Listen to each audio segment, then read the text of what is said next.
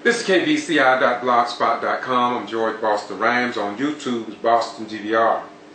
Today I was reading the Valdosta Daily Times and I saw on the front page about Industrial Authority and what was going on there. And I'm very interested in all citizens here in Valdosta being informed.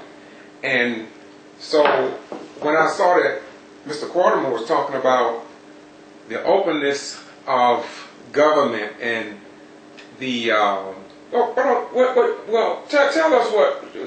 us what you were saying this morning on your blog. Sure.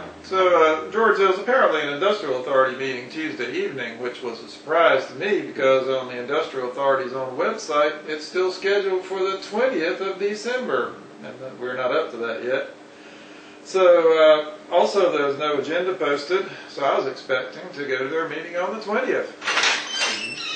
And Monday night, don't worry, you'll let it out.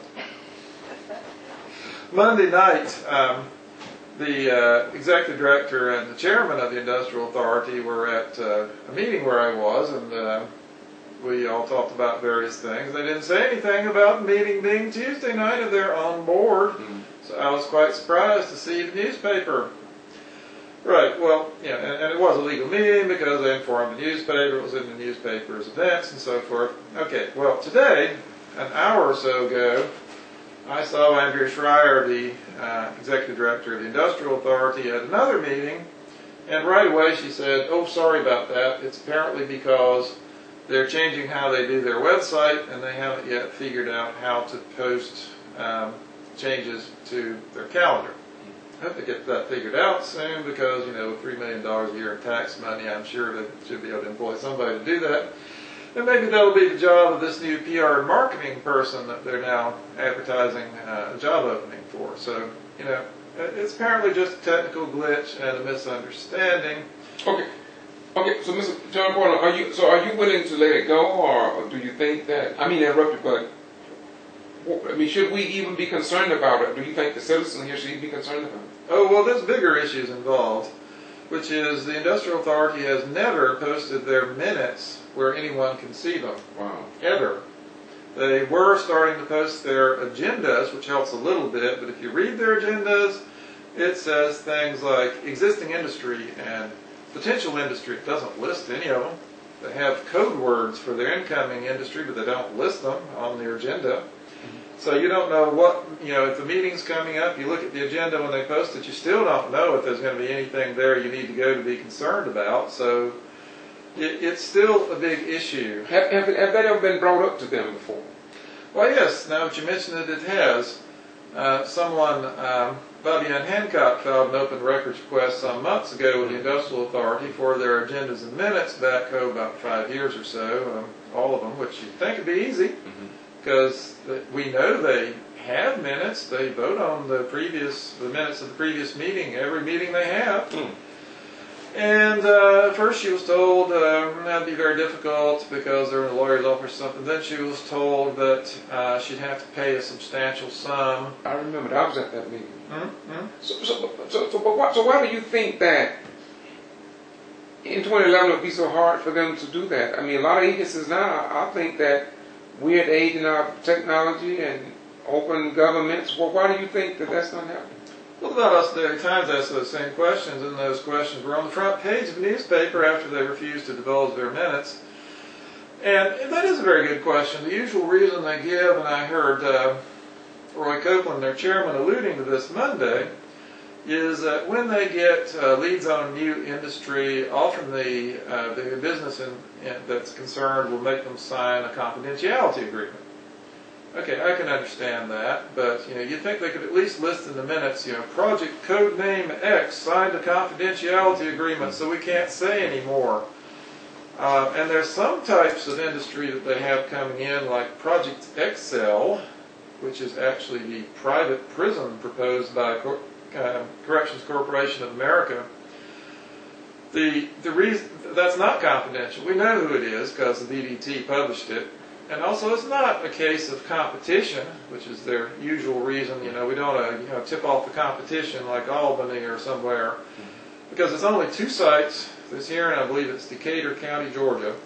And according to CCA, Corrections Corporation of America, they want to put a prison in each place, one federal, one state. There is no competition. So, that reason just doesn't apply.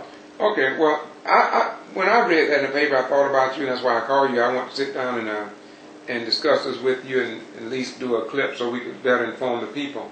Since we're sitting together, we don't get to sit. I think this is the first time we've got a video. I think. But so I want you to tell me what's your name? John Quarterman, and what we do is called the Lowndes Area Knowledge Exchange. It's me and a few other people, and we publish a blog called On the Lakefront. The owl is our symbol, and that's George's fault. George's fault, because we were standing down in downtown Valdosta, and he pointed to the top of the courthouse. Don't tell everything, man. What's that owl up there? And we found out it's a long story, but basically, go see for yourself. There's an owl on top of the courthouse, and it watches what's going on around town. What we do, what Lake does, is we watch what's going on, especially local government, the 4 or 5 different elected municipal authorities, and the 20+ boards and authorities, which no one can even name off the top of their head. What are they doing? They're spending our money. And the thing about it is that I don't know how in the world Mr. Quarterman and his wife gets around to all these organizations. I just use the term, they're like termites. They just keep eating away. And that's a good thing under our form of government. We either going to align ourselves to the principles of this great democracy, or I think that we're going to lose this democracy.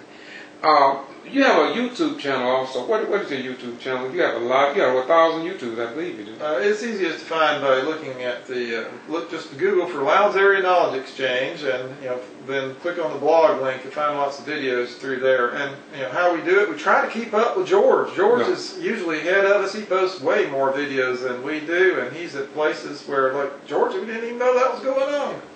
Well, I feel the same way about what you're doing, and I'm hoping that other people will come on board and start blogging, because I've been saying this for decades, that there seemed to be a practicing pattern to keep the people here in South Georgia ignorant, and I think that what you're doing is a great step in the right direction. I just wish we had more people to do it. Once again, we're going to close this out, but I commend you for what you're doing. I'm saying keep on doing what you're doing. Stay on top of the news. That which others fail to report, keep doing it. And I'm going to let you close out, and I'm going to get a focus of this little owl here in the process, and we're going to get back to doing what we do. Is that okay? All righty. Peace, my brother. Close me out here.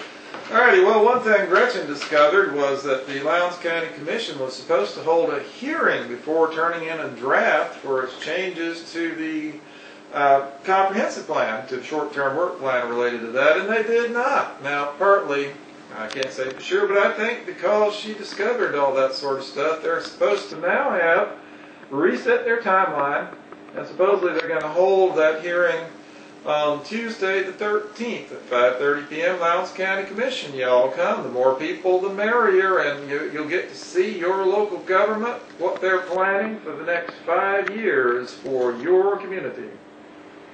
And I was at that meeting, and I was very happy to see Gretchen take a strong stand on that issue. And as I zero in on that the eye of the owl, that's what Gretchen and John Quarterman is in our community. They are the eyes and ears of our community, because they do not want you deaf, dumb, and blind to the times, and unable to make intelligent decisions based on facts. kvci.blogspot.com.